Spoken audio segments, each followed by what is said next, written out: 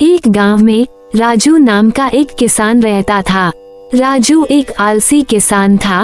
उसके आलसपन की वजह से उसकी पत्नी मालती राजू से हमेशा परेशान रहा करती थी। राजू दिन भर अपने घर पर बैठकर आराम से सोता रहता और दिन भर मुंगेरी लाल के सपने देखता रहता।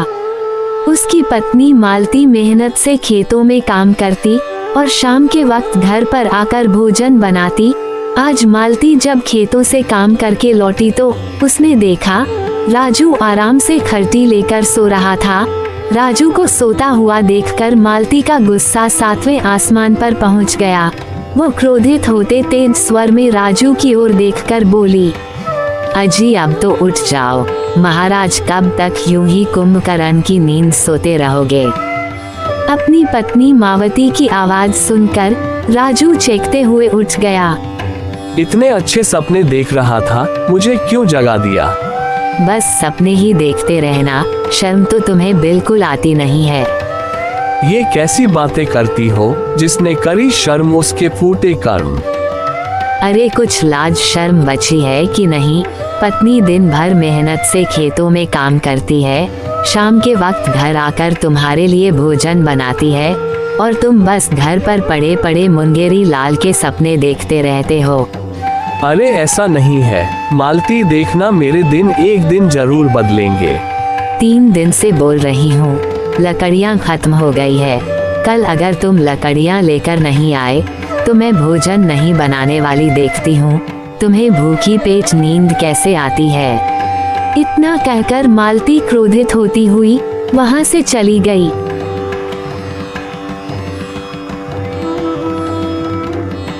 और राजू भोजन करके दोबारा सो गया।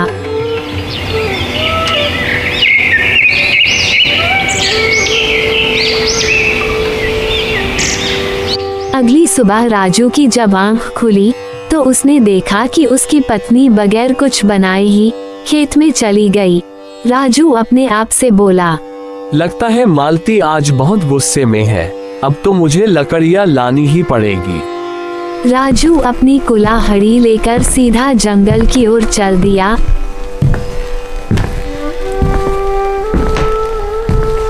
कुछ देर में राजू जंगल पहुंच गया और जंगल से कुछ लकड़ियां काटकर घर की ओर जा ही रहा था कि तभी उसके कानों में एक आवाज टकराई। कितने आलसी हो तुम, और कुछ ही लकड़ियाँ काटकर थक गए। राजू चकते हुए इधर उधर देखने लगा मगर उसे कोई नजर नहीं आया। राजू दोबारा आगे बढ़ा ही था कि तभी उसके कानों में फिर से वही आवाज टकराई। कितने आलसी हो तुम, और कुछ ही लकड़ियाँ काटकर थक गए। अरे इतनी सी लकड़ी में तो सिर्फ तुम्हारे घर पर 2 दिन का ही भोजन बन पाएगा। अब की बार राजू चारों ओर गौर से देखने लगा। तभी उसकी नजर एक पेड़ पर पड़ी। उसने देखा उस पेड़ पर एक रंग बिरंगा तोता इंसानी भाषा में राजू से बात कर रहा था। राजू हैरत से उस तोते की ओर देखने लगा। तुम इंसानी भाषा कैसे बोल सकते हो? क्या नहीं बोल सकता मैं एक जादुई तोता हूँ। जादुई तोता, तो तुम यहाँ क्या कर रहे हो? मैं अपने कुछ साथियों के साथ जंगल से गुजर रहा था और रास्ता भटक गया। क्या तुम मुझे अपने साथ अपने घर पर ले चलोगे? राजू को तोता बहुत पसंद आया। राजू मुस्कुराते हुए उस तोते की ओर देखकर बोला, क्यों नहीं दोस्त, आज से हम दोनों दोस्त हुए। राजू की बात सुनकर वह तोता उड़ते हुए राजू के कंधे पर आकर बैठ गया।